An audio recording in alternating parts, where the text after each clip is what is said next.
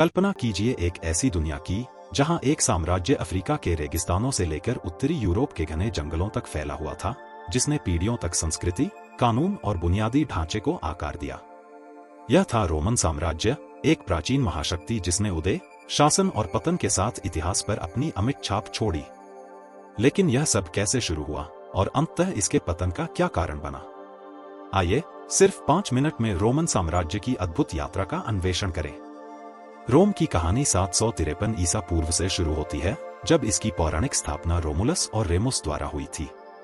Tiber नदी के किनारे एक छोटे शहर राज्य के रूप में विनम्र शुरुआत से रोम 509 ईसा पूर्व के आसपास एक गणराज्य में बदल गया। इस समय ने अभूतपूर्व राजनीतिक प्रणालियों जैसे सीनेट और निर्वाचित अधिकारियों की स्थापना देखी, जिसने आधुनिक लोकतंत्र की नींव रखी। लेकिन रोम की महत्वाकांक्षा यही नहीं रुकी। निरंतर सैन्य अभियानों, चतुर कूटनीति और गठबंधनों के माध्यम से गणराज्य का विस्तार हुआ। पहली शताब्दी ईसा पूर्व तक इसने भूमध्य सागर के अधिकांश क्षेत्र पर विजय प्राप्त कर ली थी और इसे मारे नोस्त्रम, हमारा सागर, का उपनाम मिला। रोमन इतिहास के सबसे महत्वपूर्ण क्षणों में से एक जूलियस सीजर के साथ आया। एक अद्भुत सेनापति और राजनीतिज्ञ, सीजर की विजय, विशेष रूप से गॉल, आधुनिक फ्रांस में, ने उन्हें कुछ लोगों के लिए नायक और दूसरों के लिए खतरा बना दिया।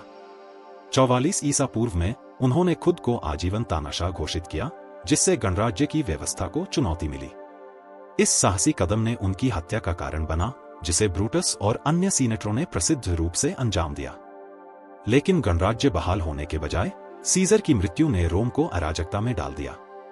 इसने उनके दत्तक उत्तराधिकारी ऑक्टेवियन के उदय का मार्ग प्रशस्त किया। 27 ईसा पूर्व तक ऑक्टेवियन, जिन्हें बाद में अगस्टस के नाम से जाना गया, पहले रोमन सम्राट बन गए और यहीं से रोमन साम्राज्य की शुरुआत हुई। अगस्टस और उनके उत्तराधिकारियों के शासन में रोमन साम्राज्य अपने स्वर्ण युग में प्रवेश कर गया, जिसे पैक्स रोमाना के नाम से जाना जाता है। यह शांति और समृद्धि की एक अवधि थी जो 2 शताब्दियों से अधिक समय तक चली।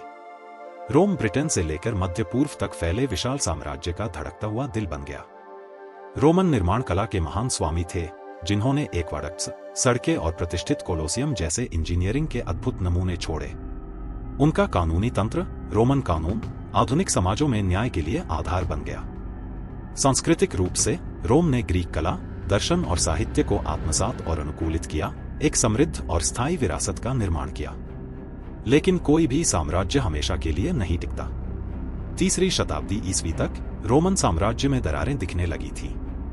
राजनीतिक भ्रष्टाचार, आर्थिक अस्थिरता और जर्मनिक जनजातियों और हूणों के निरंतर आक्रमणों ने रोम को कमजोर कर दिया।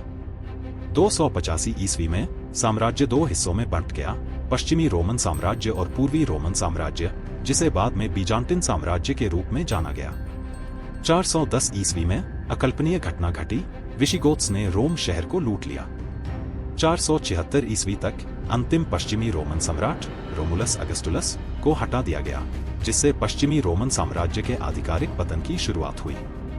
हालांकि पश्चिमी साम्राज्य का पतन हो गया, लेकिन रोम का प्रभाव कायम रहा। पूर्वी रोमन साम्राज्य या बीजांटियम अगले 1000 वर्षों तक फलता फूलता रहा। इसी बीच रोमन संस्कृति, कानून, भाषा और धर्म ने मध्ययुगीन यूरोप और उसके बाहर के क्षेत्रों को आकार दिया।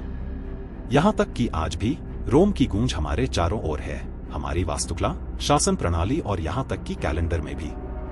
रोमन साम्राज्य की कहानी हमें मानवता की महानता की क्षमता और घमंड के प्रति उसकी कमजोरियों की याद दिलाती है। रोमन साम्राज्य की यात्रा एक साधारण नगर राज्य से एक विशाल साम्राज्य बनने और अंततः पतन तक महत्वाकांक्षा, नवाचार और दृढ़ता की कहानी है। यह एक ऐसी कथा है जो हमें सभ्यताओं के उत्थान और पतन के बारे में प्रेरित और सिखाती है। अगर आपको रोमन इतिहास की यह यात्रा पसंद आई हो तो लाइक, शेयर और सब्सक्राइब करना न भूलें, ताकि आप अतीत की और भी रोचक कहानियों का आनंद ले सकें। आपके विचार में रोमन साम्राज्य का सबसे महत्वपूर्ण योगदान क्या था? हमें नीचे टिप्पणियों में बताएं। देखने के लिए धन्यवाद।